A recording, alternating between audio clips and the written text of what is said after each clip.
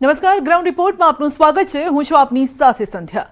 રાજ્યમાં વધ્યો અસામાજિક તત્વોનો આતંક, જે આપી રહ્યા છે પોલીસને પડકાર. ક્યાંક ધોળા દિવસે બંદૂકના ભડાકા થયા, તો ક્યાંક બે જૂથ વચ્ચે ધીંગાણું સર્જાયું, તો ક્યાંક તીક્ષ્ણ હથિયારથી હુમલો થતા લોહી લુહાણ થયા 7 લોકો. અને આવી ઘટનાઓએ વધારી છે લોકોની ચિંતા.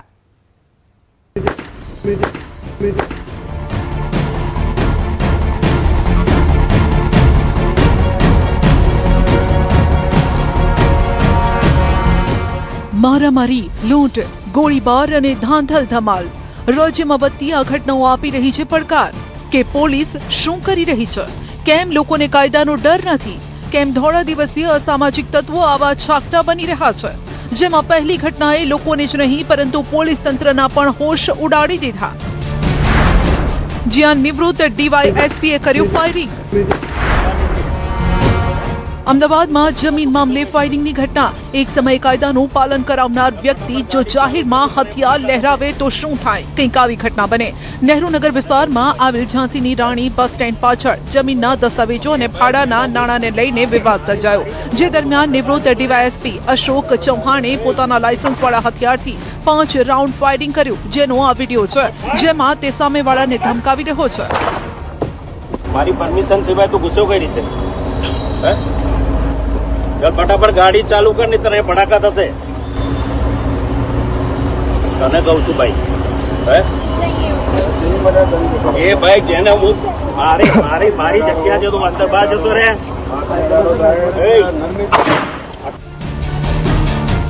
ફરિયાદી પક્ષનું કહેવું છે કે અમિત પટેલ, મુન્નાભાઈ અને સોલંકી પર ફાયરિંગ કરાયું છે. ભાડે લેવાયેલી જમીન પર લાખો રૂપિયાનું રોકાણ કરી પાથરણા માર્કેટ બનાવવામાં આવ્યું હતું, છતાં પણ ફરી ભાડાની માંગ કરતા વિવાદ ઉગ્ર બન્યો. આ જગ્યા પર અમે અશોકસિંહ ચૌહાણ પાસેથી લીધેલી હતી અને એક પાથરણા બજાર બનાવ્યું હતું, નહેરુનગર પથારા બજારના નામથી. અને એ ચાલુ કરવા માટે અમારે અહીંયા વિવાદ ચાલતો હતો અને તેમાં એમની કંઈક પૈસા માટેની થોડી ડિમાન્ડો હતી. અચાનક જ આવી અને પ્લોટ ખાલી કરી દો અને અહીંયાથી જતા રહો ને આવી રીતની વાત કરી અને સીધું ફાયરિંગ કર્યું. હવે સમગ્ર મામલે ફરિયાદીએ યોગ્ય ન્યાયની માંગ કરી છે, તો સમગ્ર મામલે સેટેલાઇટ પોલીસ સ્ટેશનમાં ગુનો દાખલ કરી નિવૃત્ત ડીવાયએસપી સહિત 3 લોકોની ધરપકડ કરવામાં આવી. તો ત્યાં પણ આ બાબુએ ધાંધલ ધમાલ મચાવી. ખોટી ફરિયાદ કરી છે અને મારી ફરિયાદ લીધી નથી. બરાબર? શું કેવું? મારી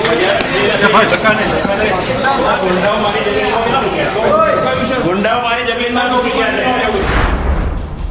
અશોકસિંહને સેટેલાઇટ પોલીસે કસ્ટડીમાં લીધા, તો તેમણે મીડિયા સામે બોલવા માટે જીદ પકડી. પોલીસ જવાનો તેમને પકડીને અંદર લઈ જઈ રહ્યા હતા, તે સમયે જ તે મીડિયા સાથે વાતચીત કરવા માટે ધક્કામુક્કી કરવા લાગ્યો, જે બાદ પોલીસ અધિકારીની દીકરીએ પણ પોલીસ પર આક્ષેપ કર્યા કે પોલીસ તેમનો પક્ષ નથી સાંભળી રહી, તેમની કોઈ ફરિયાદ નથી લેવાઈ રહી અને તેમની જમીન પર બીજા લોકોએ કબજો કરી લીધો છે. लॉकअप में रख रहे हैं, हमको बात नहीं करने दे रहे मीडिया से. मीडिया में एक साइडेड स्टोरी चल रही है. मीडिया में एक साइडेड स्टोरी. તો મામલો કંઈક એમ છે કે નિવૃત્ત ડીવાયએસપી અશોકસિંહે ફરિયાદીઓને ભાડા પટ્ટે જમીન આપી હતી. ફરિયાદીઓએ ભાડે જમીન લઈ પાથરણા માર્કેટ બનાવ્યું હતું. ફરિયાદીનો આક્ષેપ છે કે 1.5 કરોડ રૂપિયા રોકડ અને 30 લાખ વ્હાઇટમાં આપ્યા છતાં પણ ફરી ભાડું માંગવામાં આવ્યું, જેને લઈને આ આખો વિવાદ ઉભો થયો. જાહેર રસ્તા પર તોડફોડ. અમદાવાદના વાડજમાં એ સમયે સોંપો પડી ગયો જ્યારે એક વ્યક્તિ આખા વિસ્તારને બાનમાં લઈ રહ્યો છે, જોકે તેની સાથે બીજો પણ એક વ્યક્તિ જોવા મળી રહ્યો છે. આ વિડીયો વાડજનો છે, જ્યાં 2 શખ્સોએ જાહેરમાં રોડ પર આતંક મચાવ્યો, પથ્થરો મારી રિક્ષામાં તોડફોડ કરી, જેનો આ વિડીયો છે. રિક્ષામાં તોડફોડ કરતા આસપાસથી પસાર થતા લોકોમાં પણ ભય ફેલાયો. ક્રિકેટ રમવા બાબતે બબાલ. ભાવનગરના મહુવામાં 2 જૂથ વચ્ચે એવી બબાલ થઈ કે લોકો મારામારી પર ઉતરી આવ્યા અને પછી તો ફટકાબાજી શરૂ થઈ. સામે એવા ઘા થયા કે બંને જૂથના 7 લોકો ઘાયલ થઈ ગયા. વડલી ચોકડી નજીક 2 સમાજના લોકોએ એકબીજા પર ધોકા, પાઇપ, તીક્ષ્ણ હથિયારથી હુમલો કર્યો. ક્રિકેટ રમવા જેવી બાબતને લઈને જૂનું મન દુઃખ રાખીને મામલો વિચક્યો, જેમાં બંને જૂથના લોકોને ઈજા થઈ. પહેલા સારવાર મહુવાની જનરલ હોસ્પિટલમાં અપાઈને બાદમાં પોલીસે તેના લોકો ઉપર કાર્યવાહી પણ કરી. જાહેરમાં ઉછળી લાકડીઓ. અમદાવાદના બહેરામપુરામાં એક સમાજના 2 લોકો વચ્ચે મારામારીની ઘટના. નજીવી બાબતમાં 2 પરિવારના લોકો સામસામે આવી ગયા અને પછી તો જોવું જ હતું શું. લાકડી, દંડા, ધોકા, ઈંટ, પથ્થર જે હાથમાં આવ્યું તે લઈને એકબીજા પર ઘા કરવા માંડ્યા. તોડફોડ પણ મચાવી. ઘટનાના કેટલાક વિડીયો વાયરલ થયા છે, જે આધારે પોલીસે તપાસ શરૂ કરી તો બબાલ વધતા લોકોના ટોળે ટોળા પણ એકઠા થઈ ગયા. मेरी मम्मी को भी पैर में लग गया, ये देखो ठेठ, यहाँ तक इन्होंने मारा है. ये देखो, ये पूरी कांच बारी तोड़ा, ये लोग ने वहां से मार के ना.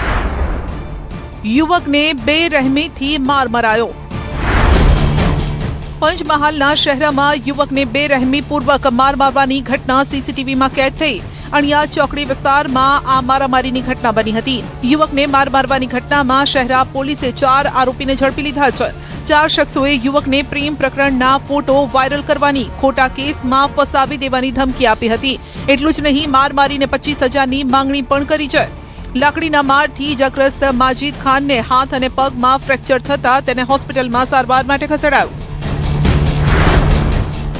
મારી કરી લૂંટ. મહીસાગરમાં ભાજપના પૂર્વ ચેરમેન પિનાકીન શુક્લ સહિત 3 સામે લૂંટ અને હુમલાની ગંભીર ફરિયાદ નોંધાઈ. ખેડા જિલ્લા પંચાયતના પૂર્વ પ્રમુખ મુકેશ શુક્લના પુત્ર અને મહીસાગર જિલ્લા પંચાયત પૂર્વ શિક્ષણ સમિતિના ચેરમેન પિનાકીન શુક્લ સહિત 3 વ્યક્તિ સામે ફરિયાદ નોંધાઈ છે. આ તમામ ઉપર એક વ્યક્તિને માર મારવાનો આરોપ છે. વીરપુરના રહીશ ભદ્રેશ સુથારના ઘરે જઈને ફેસબુક પર ફોટો કેમ મૂકે છે તેમ કહીને મારામારી કરી હતી. લોખંડની પાઇપ, લાકડાના દંડા વડે ભદ્રેશભાઈને માર મરાયો હતો, જેના ઈજાના નિશાન પણ જોઈ શકાય છે. ભદ્રેશ સુથાનું લેપટોપ, મોબાઈલ જેવી વસ્તુઓ આરોપીઓ લૂંટીને લઈ ગયા અને મારામારી પણ કરી. એક પિનાકીન મુકેશભાઈ શુક્લ, પછી ચિરાગ ઘનશ્યામ કુમાર જોશી, ત્યારબાદ ગૌરાંગ મહેશભાઈ બામણિયા અને એક અન્ય ઈસમ કે જેને હું ઓળખતો નથી. આ 4 ઈસમો ઘાતક હથિયારો સાથે, લોખંડની પાઇપો, દંડાઓ સાથે રાત્રે આવી મારા પર હિંસક હુમલો કર્યો અને મને અધમારી હાલતમાં ઘરમાં મૂકી મારા ઘરમાંથી લેપટોપ અને મોબાઈલ લઈ અને ભાગી ગયેલ છે. યુવકને કર્યો લોહીલુહાણ. રાજકોટ શહેરમાં વધુ એક મારામારીની ઘટના બની છે. ક્લબમાં કેટલાક યુવાનો વચ્ચે પહેલા તો લાફાકાંડ સર્જાયો, બોલાચાલી થઈ અને ત્યારબાદ આખી ઘટના મારામારીમાં પરિવર્તિત થઈ ગઈ, જેના સીસીટીવી છે. સામાન્ય બોલાચાલીમાં યુવાન ઉપર હુમલો થયો અને યુવાન લોહીલુહાણ થઈ ગયો. સમગ્ર ઘટનામાં યુવકને માથાના ભાગે ઈજા થઈ, સારવાર અર્થે હોસ્પિટલ ખસેડાયો. આ મામલે પોલીસે તપાસ પણ હાથ ધરી. લુખ્ખા તત્વોનો આતંક. પાટણમાં અસામાજિક તત્વોનો આતંક વધી ગયો છે. વામૈયા ગામના શખ્સોનો ફરીવાર આતંક જોવા મળ્યો. વામૈયા ગામના જહુ ઠાકોર સહિત અન્ય શખ્સોએ સ્ટોરમાં ઘૂસી મેનેજર અને કર્મચારીને ધમકી આપી. જિલ્લાકાંડનો મુખ્ય આરોપી છે જહુ ઠાકોર. જિલ્લાકાંડમાં લુખ્ખાઓનો જાહેરમાં વરઘોડો પણ કાઢવામાં આવ્યો હતો, છતાં પણ આ લોકો બેફામ બન્યા છે કે ફરી પણ આ રીતે ધમકી આપી રહ્યા છે. જહુ ઠાકોર ઉપર કેટલાક ગુના પણ નોંધાયેલા છે. શહેરમાં સામાજિક તત્વોની દાદાગીરીને લઈને વેપારીઓમાં ભય છે. અપહરણ કરી માર્યો માર. વડોદરા શહેરના સન ફાર્મા રોડ વિસ્તારમાં યુવકના અપહરણની ચકચારી ઘટના બની, જેમાં મિત્રનો મોબાઈલ પરત માંગતા યુવકને કારમાં અપહરણ કરીને લઈ ગયા 6 શખ્સો. યુવકને માર મારી નગ્ન કરી અને તેનો વિડીયો પણ બનાવ્યો. આ ઉપરાંત આરોપીઓએ યુવક પાસેથી મોબાઈલ ફોન અને 2000 રૂપિયા રોકડ પણ લૂંટી લીધા. પોલીસ ફરિયાદ કરીશ તો જાનથી મારી નાખીશું તેવી ધમકી આપી. ઘટના બાદ ડરી ગયેલ યુવક 2 દિવસ સુધી મિત્રના ઘરે રહ્યો. પરિવારજનોએ શોધખોળ કરતા આખો મામલો બહાર આવ્યો. યુવકે માતા સાથે અટલાદરા પોલીસ સ્ટેશનમાં ફરિયાદ પણ નોંધાવી.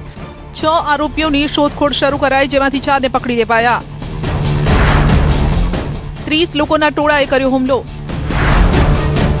સાવરકુંડલાના જાણીતા આરટીઆઈ એક્ટિવિસ્ટ રાજેશ મહેતા પર હુમલો. ફ્રેન્ડ્સ સોસાયટીના કૌભાંડ ઉજાગર કરવા બદલ તેમના પર હુમલો થયાની ચર્ચા છે. 20 થી 30 લોકોના ટોળાએ તેમને ઘેરીને ઢોર માર માર્યો છે, જેના સીસીટીવી છે. સ્થાનિક ભાજપના ધારાસભ્યએ હુમલો કરાવ્યો હોવાનો આરોપ પણ લાગ્યો છે. ખોટું બહાનું બનાવીને મોબાઈલ છીનવતા શખ્સોએ મારામારી પણ કરી હતી. રાજેશ મહેતાને ચહેરા, આંખના ભાગે ગંભીર ઈજા થઈ છે. સાવરકુંડલા સિવિલમાં તેમને સારવાર અપાઈ. બકરી ચોરીના આરોપમાં યુવકને થાંભલે બાંધ્યો. મધ્યપ્રદેશમાં કાયદો હાથમાં લઈ રહી છે જનતા. બકરી ચોરીના આરોપે યુવકને થાંભલે બાંધીને ઢોર માર મારવામાં આવ્યો.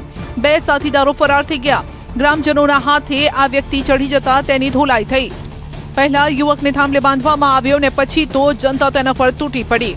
મધ્યપ્રદેશના છિંદવાડા જિલ્લાના તામિયા વિસ્તારમાં બકરી ચોરીના આરોપમાં એક યુવકને આ રીતે માર મરાયો છે. ગ્રામજનોનું કહેવું છે કે યુવક અન્ય 3 સાથીદારો સાથે બકરી ચોરી કરવા આવ્યો હતો, જેમાંથી 2 લોકો ફરાર થઈ ગયા.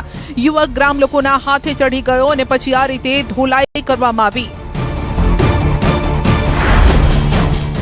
રસ્તાના વિવાદમાં લોહિયાળ જંગ. રાજસ્થાનના સીકરમાં રસ્તાના વિવાદમાં લોહિયાળ જંગ જામ્યો. ઘરમાં ઘૂસી પરિવાર પર લાકડી સળિયાથી જીવલેણ હુમલો કરાયો. ભૂમાફિયાની ગેંગે મહિલાઓને પણ ન બક્ષી. કાળજું કંપાવી દેતા આ સીસીટીવી છે, જે જોઈને સૌ કોઈ ડરી ગયા.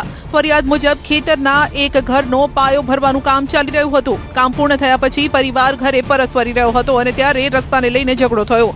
એવો પણ આરોપ છે કે મેવારામ, કુલદીપ અને અન્ય લોકો ઘટના સ્થળે પહોંચ્યા, એકબીજાને ગાળો ભાંડી અને ઝઘડો શરૂ કર્યો. પીડિત પક્ષનો આરોપ છે કે પ્રહલાદસિંહ નામનો એક વ્યક્તિ આ વિસ્તારમાં જમીન માફિયા ગેંગ ચલાવે છે.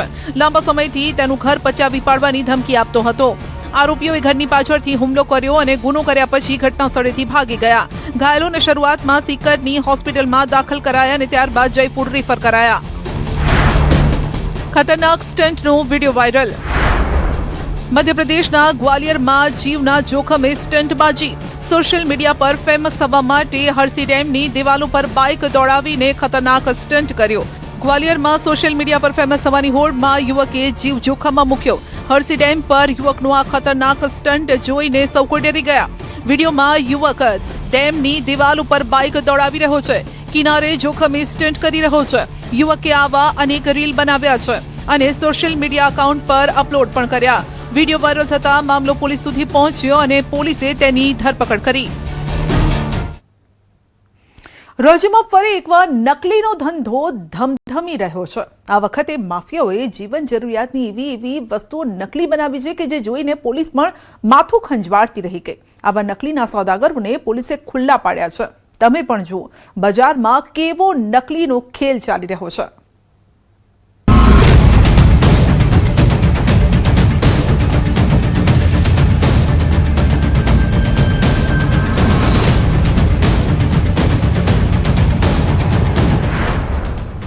ફરી નકલીના સોદાગરો બેફામ. રસોડા સુધી પહોંચ્યો નકલીનો ખેલ. ચા નકલી, મસાલા નકલી, ઘી નકલી, શેમ્પૂ નકલી અને ડિટર્જન્ટ પાવડર પણ નકલી. દ્રશ્યોમાં જે દેખાય છે તે બધું જ નકલી છે. રાજ્યમાં ફરી એકવાર નકલીના સોદાગરો બેફામ બન્યા છે અને આ સોદાગરો તમારા રસોડા સુધી આ વસ્તુઓને પહોંચાડી રહ્યા છે. છેલ્લા અઠવાડિયાની આ 8 ઘટનાને જોઈ લો, જે સવાલ કરી રહ્યા છે કે તમારા રસોડા સુધી આવતા દરેક મસાલા વસ્તુ નકલી તો નથી ને. આવું એટલા માટે કહી રહ્યા છીએ કેમ કે ગુજરાતના 8 શહેરો નકલી વસ્તુના હબ બની ગયા છે. ઘીથી લઈને મસાલા, વરિયાળીથી લઈને ખાતર સુધી બધું જ નકલી વેચાઈ રહ્યું છે, કારણ કે આ નકલી પકડાઈ રહ્યું છે. ત્યાં સુધી કે ઘરમાં વપરાતો કપડાં ધોવાનો પાવડર અને સિગારેટના શોખીનો માટે પણ ચોંકાવનારી વિગતો સામે આવી છે. પૈસાના પૂજારીઓ લોકોના આરોગ્ય સાથે ચેડા કરતા પકડાયા છે. આજે નકલીના એક સોદાગરોની પોલ ખુલવાની છે. જોઈ લો આ દ્રશ્યો. બનાસકાંઠા, સુરત, અમદાવાદ, મહેસાણા, આણંદ, ભરૂચ, સાબરકાંઠા અને ડીસા. જુઓ આ બોક્સ. બોક્સ પર લખ્યું છે ગાયનું પ્રીમિયમ ઘી અને પ્રીમિયમ દેશી ઘી. પરંતુ આ ઘી જો ભૂલથી પણ તમારા પેટમાં ગયું તો તમારે હોસ્પિટલના ધક્કા ખાવાના નક્કી છે, કેમ કે પ્રીમિયમ પેકિંગમાં પીરસાતું આ ઘી નકલી છે. બનાસકાંઠાના દ્રશ્યો છે. ગઢ ગામની સીમમાંથી નકલી ઘીનો જથ્થો ઝડપાયો છે. એસઓજીની ટીમે બાતમીના આધારે લાખો રૂપિયાનું શંકાસ્પદ ઘી ઝડપી પાડ્યું. પોલીસે પિકઅપને રોકી તેની તપાસ કરી તો અલગ અલગ માર્કાવાળા ઘીનો જથ્થો મળી આવ્યો, જેમાં રિવાજ પ્રીમિયમ કાઉ ઘી, શ્રી કૃષ્ણ કુંજ પ્યોર પ્રીમિયમ ઘી તેમજ રિવાજ પ્રીમિયમ ઘી કંપનીના નામે નકલી ઘી વેચતા હતા. પોલીસે અંદાજે 16 લાખથી વધુનો 15 કિલોનો 176 જેટલા ઘીના ડબ્બા જપ્ત કર્યા છે. તપાસ દરમિયાન શંકાસ્પદ ઘીના પેકિંગમાં પણ ગોટાળો સામે આવ્યો. ડબ્બાઓ પર મેન્યુફેક્ચરિંગ તારીખ જૂન 2026 દર્શાવવામાં આવી હતી અને ત્યારે હાલમાં મે મહિનો ચાલી રહ્યો છે. સમગ્ર મામલે ફૂડ એન્ડ ડ્રગ્સ વિભાગ દ્વારા લોકોના આરોગ્ય સાથે ચેડા કરનાર તત્વો સામે કડક કાર્યવાહી કરવામાં આવે તેવી માંગ ઉઠી રહી છે. હવે આ પણ જુઓ, બજારમાં જે બ્રાન્ડ પર તમે આંખ બંધ કરીને ભરોસો કરો છો એ જ બ્રાન્ડના નામે અમદાવાદમાં ખેલ ચાલી રહ્યો હતો. 24 મે આ સમગ્ર નેટવર્કનો પર્દાફાશ થયો. અમદાવાદ ક્રાઇમ બ્રાન્ચ ચાંદલોડિયા અને ગોતા રેલવે ક્રોસિંગ નજીક આવેલા ગોડાઉનમાંથી આવો જ નકલી સામાન ઝડપી લીધો. હવે બ્રાન્ડેડ કંપનીઓની આબેહૂબ નકલી પ્રોડક્ટ્સ મળી આવી અને આ જગ્યાએથી ઘણી બધી એવી જે જીવન જરૂરિયાતની રોજિંદી વપરાશની ચીજ વસ્તુઓ મળી છે. એમાં જસવંત છાપ bidi, Fevikwik, Gold Flake, Marlboro, Ariel washing powder, Tide, Surf Excel, Clinic shampoo, Wagh Bakri ચા, હાર્પિકની બોટલ્સ, એવરેસ્ટના અલગ અલગ જે વેજ નોનવેજ ફૂડ બનાવવાના મસાલા, અમૂલ ઘી અને સાગર ઘી, આવા 2 ગોડાઉન ચેક કરતા બંને ગોડાઉનમાંથી અંદાજે 12.5 લાખ જેટલો ની કિંમતનો મુદ્દામાલ, બનાવટી મુદ્દામાલ કબજે કરવામાં આવ્યો છે. આમ આરોપીઓ લોકોના સ્વાસ્થ્ય સાથે ખુલ્લેઆમ ખેલ કરી રહ્યા છે. આ ટોળકી જાણી જોઈને આર્થિક રીતે નબળા અને સ્લમ વિસ્તારોની એવી નાની દુકાનોને ટાર્ગેટ કરતી હતી. ચોંકાવનારી વિગતો પણ સામે આવી કે જે નકલી સિગારેટ વેચાતી હતી તેના પર કેન્સરની વૈધાનિક ચેતવણી પણ નહોતી. જેમાં ડુપ્લિકેટ સિગરેટ જે વેચાણ છે અને એ ડુપ્લિકેટ સિગરેટના વેચાણના પેકેટ્સ ઉપર જે નિયમ અનુસાર એક ચેતવણી લખવામાં આવે છે કે તમાકુ ખાનાર પીનારને કેન્સર થવાની શક્યતા રહેલી છે, જીવનું જોખમ છે. તો આ પ્રકારની ચેતવણી આ પ્રકારના પેકેટ્સ ઉપર નથી ને એવા પેકેટ્સ વેચાઈ રહેલા છે. તપાસમાં સામે આવ્યું કે નકલીનું ઊભું કરેલું સામ્રાજ્ય ગુજરાત બહાર રાજસ્થાન સાથે જોડાયેલું છે. આ નકલી સામાન રાજસ્થાનમાં તૈયાર થતો અને અમદાવાદમાં સ્લમ વિસ્તાર સુધી પહોંચતો. આ કેસમાં હજુ 3 આરોપી ફરાર છે. બીજી તરફ હાલ ઘી અને ખાદ્ય પદાર્થોના સેમ્પલ લેબમાં મોકલાયા છે. રિપોર્ટ આવતા આ ગુનેગારો પર ગાળીઓ મજબૂત રીતે કસાશે. પરંતુ સવાલ એ છે કે બજારમાં હજુ આવો કેટલો નકલી માલ ઘુસાડી દેવાયો છે. આ પહેલા સુરતમાંથી નકલીનો ખેલ ઝડપાયો હતો. સુરત જિલ્લા પોલીસે કામરેજ તાલુકાના નવાગામની સીમમાં આવેલા એક ગોડાઉન પર દરોડા પાડી ગાયના શુદ્ધ ઘીના નામે પામ ઓઇલ અને વનસ્પતિ તેલનું ઝેર પીરસવાનું એક મોટું નેટવર્ક ઝડપી પાડ્યું હતું. પોલીસે ઘટના સ્થળેથી લાખો રૂપિયાની મશીનરી, શંકાસ્પદ ઘી, કાચો માલ મળીને કુલ 3,71,560 રૂપિયાનો મુદ્દામાલ જપ્ત કર્યો. ગ્રાહકોને જે ઘી શુદ્ધ કહીને પધરાવવામાં આવતું તે વાસ્તવમાં કેમિકલયુક્ત પામ ઓઇલનું જોખમી મિશ્રણ હતું.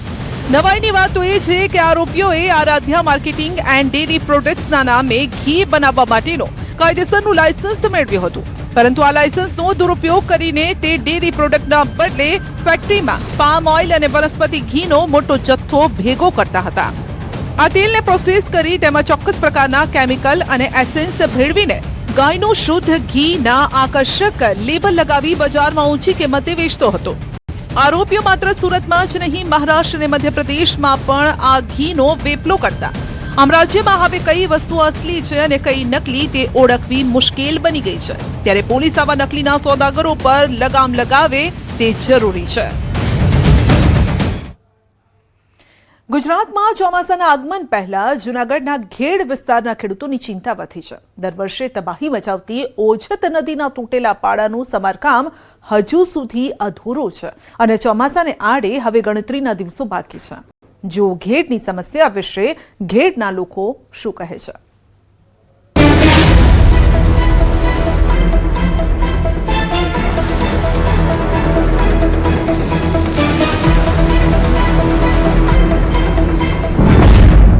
ચોમાસા પહેલા ઘેડના ખેડૂતો ચિંતિત. બને તેટલું વહેલી તકે કરો અને ગયા વખતે પણ અમારી ફસલ વહી ગઈ છે અને આ વખતે પણ વહી જશે. ઓઝત નદી ફરી બની શકે મુસીબત. જૂનું જે પ્રમોલગેશન છે એ પ્રમાણે નદીને ઊંડી અને પહોળી કરવાની છે. જો નદી આ પ્રમાણે થાય એમ નથી તો ઘેડ વિસ્તારના તમામ જગ્યા હું તમને કહું પાણીથી લોક થઈ જાય એમ છે. ગયા વર્ષના તૂટેલા પાડાનું કામ હજુ અધૂરું. ગયા વખતે 35 થી 40 પાડાઓ તૂટ્યા હતા, એમાંથી અડધા જેવા રિપેર થઈ ગયા છે. અડધાની કામગીરી રિપેર કરવાની હાલ ચાલુ છે. રાજ્યમાં ચોમાસું નજીક છે. ચોમાસાની ધમાકેદાર એન્ટ્રીની ઘડીઓ ગણાઈ રહી છે અને એટલે જ જૂનાગઢના ઘેડ વિસ્તારના ખેડૂતોનું બ્લડ પ્રેશર ઊંચું નીચું થવા લાગ્યું છે. ઘેડ અને ઘેડમાંથી પસાર થતી આ ઓઝત, આ જ ઓઝત દર વખતે ખેડૂતોને રાતા પાણીએ રડાવે છે. ખેડૂતોની 40 વીઘામાં આવેલી મગફળી અને અન્ય પાકોનો કચ્ચર ઘાણ વાળી દે છે. ગત વર્ષના નુકસાનમાંથી હજુ ખેડૂતો નીકળી નથી શક્યા.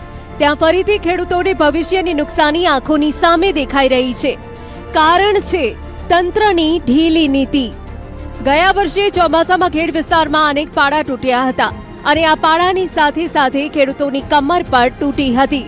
ખેતરોની સાથે સાથે ખેડૂતોની મહેનત અને આર્થિક ઉપજ પણ પાણીના પ્રવાહ સાથે વહી ગઈ હતી.